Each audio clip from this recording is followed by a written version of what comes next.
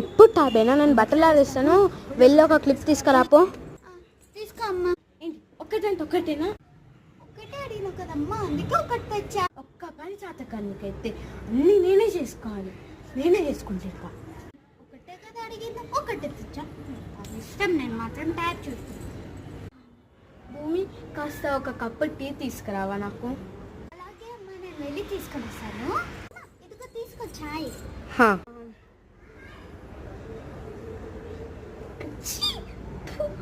చక్కెర లేదు, చాయ్ పత్తి లేదు, అసలు బాగా మరిగిందా?